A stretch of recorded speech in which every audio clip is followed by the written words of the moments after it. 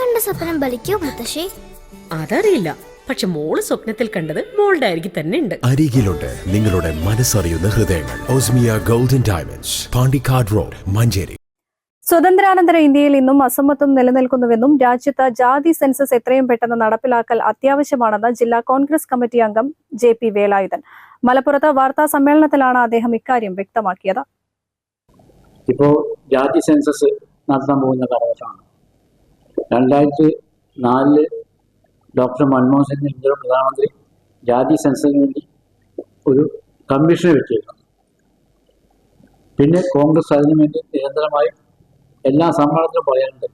അവസാനമായി ഈ ഗുജറാത്തിൽ 8-9 തീയതി നടന്ന സമ്പൂർണ്ണ സമ്മേളനത്തിൽ ജാതി സെൻസസ് വേണം എന്ന് അസന്നിഗ്ധമായി പറഞ്ഞിരിക്കുകയാണ്. ഞങ്ങൾ അധികാരത്തിൽ വന്നാൽ ഞങ്ങൾ ആദ്യമായി ചെയ്യുന്ന കാര്യം ഇന്ത്യയിൽ ജാതി സെൻസസ് നടപ്പിലാക്കും എന്നുള്ളതാണ്. ഈ 1-ാം തീയതി കേന്ദ്ര ഗവൺമെൻറ്റും ഇതേപോലെ ജാതി സെൻസസ് നടപ്പിലാക്കും എന്ന് അവരും പറഞ്ഞു വരുന്നു. അപ്പോൾ മൊത്തത്തിൽ ജാതി സെൻസസ് എല്ലാവരും അംഗീകരിക്കാൻ പോകണം. എന്തിനാണ് ജാതി സെൻസസ് എന്ന് പറഞ്ഞാൽ, പിന്നോക്ക ജനവിഭാഗങ്ങൾ ഇന്ത്യയിലെ മഹാഭൂരിപക്ഷം വരുന്ന പിന്നോക്ക ജനവിഭാഗങ്ങളാണ്. അവരുടെ കണക്ക് എത്രമാത്രം ഉണ്ടെന്ന് നമുക്ക് ആർക്കും അറിയില്ല.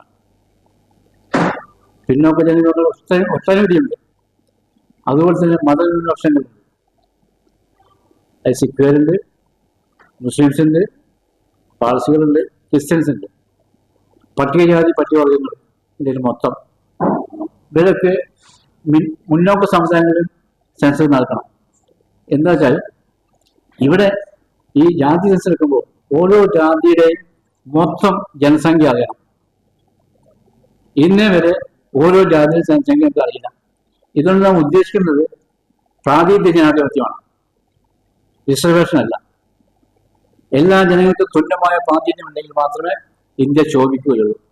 കഴിഞ്ഞ മാസം ഗുജറാത്തിൽ നടന്ന കോൺഗ്രസ് സമ്മേളനത്തിൽ അധികാരത്തിൽ വന്നാൽ കോൺഗ്രസ് സർക്കാർ ജാതി സെൻസസ് പൂർത്തിയാക്കുമെന്ന പ്രസ്താവന ഇറക്കിയിട്ടുണ്ട്. ഇതിനു പിന്നാലെ കേന്ദ്ര സർക്കാരും ജാതി സെൻസസ് നടത്താൻ തയ്യാറാണെന്ന് അറിയിച്ചത് സ്വാഗതാർഹമാണെന്നും ഭാരവാഹികൾ പറഞ്ഞു. വാർത്താ സമ്മേളനത്തിൽ CA ശിവകുമാർ, VV സുഹൈൽ എന്നിവർ പങ്കെടുത്തു. News bureau, Malappuram.